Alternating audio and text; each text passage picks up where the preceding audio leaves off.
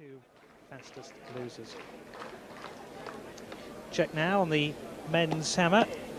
Kirmasov, the #1 in Europe this year. He's already thrown 75.50 this year to make him the leading European, and he's hot favourite to win this event.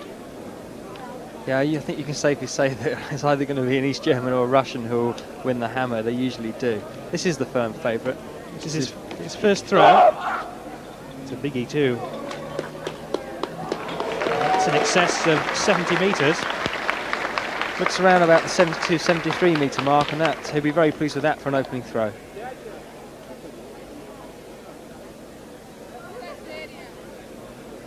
Shake of the head. It's his first throw. He's got 6.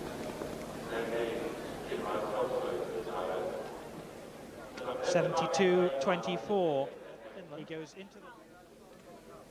There he is. 147.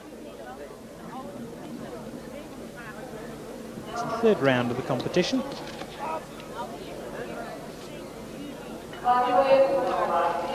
Nowhere near trouble the leading throw.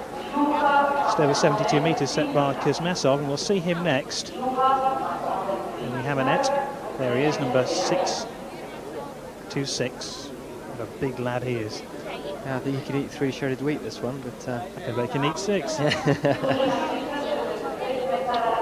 Amazing to think that these competitors are under 20. Some of them look old enough to really be competing at the top international level. Remember, for the junior athletics, you have to be under 20. Interesting shoes he has on there. I've never seen a pair like that before. And if you had to queue a while in those in the Soviet Union to pick those up. Here he goes with his third throw.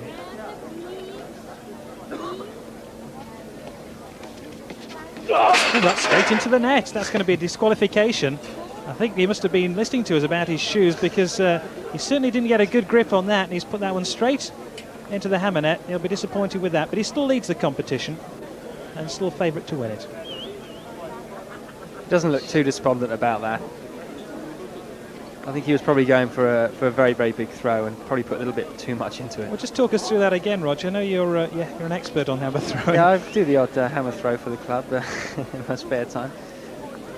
Yes, he didn't really get hold of that at all. No, I think it's really just a case of putting a lot into it and hoping that he could really find the long throw. I don't think he'd be too worried about that. That's where we take a short break from Yugoslavia. We're coming back shortly with the men's 110 metres hurdles semi-finals, heat 1 and 2. We'll be back to the hammer competition. We're looking once again at the Finn, Juha Pasonen. Hasn't set the championships alight so far with his hammer throwing. There he goes again. This is his 4th throw.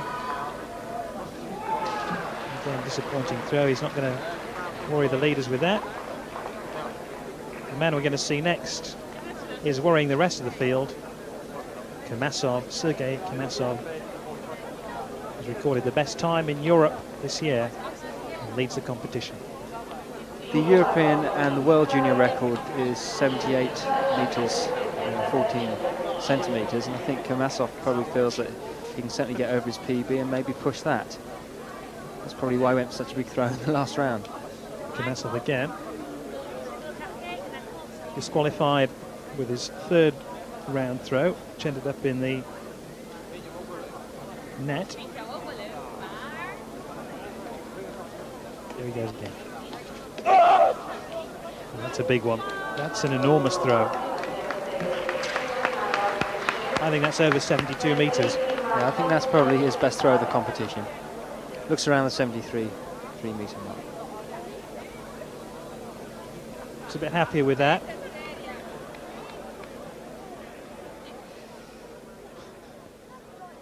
(72 metres). Lundqvist was 4th. Quickly back to the hammer event. Kirmasov again is lying in pole position in the hammer, and that enormous throw in the last round probably good enough to win him gold. Let's see if he can actually surpass that with his final throw.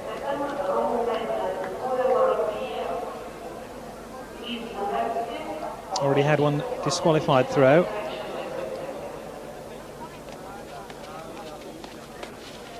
when the hammer didn't leave the cage. That's not as good as his previous one. So he'll rest with his 4th throw, and that's probably good enough to win him gold medal. In fact, I think it will. So not too many surprises. Soviet domination in the throwing events. And that one will not count whatsoever. Coming up very shortly, the women's 800 metres semi-finals. 2 of those. I hope you can join us after this very short break. I'll be back.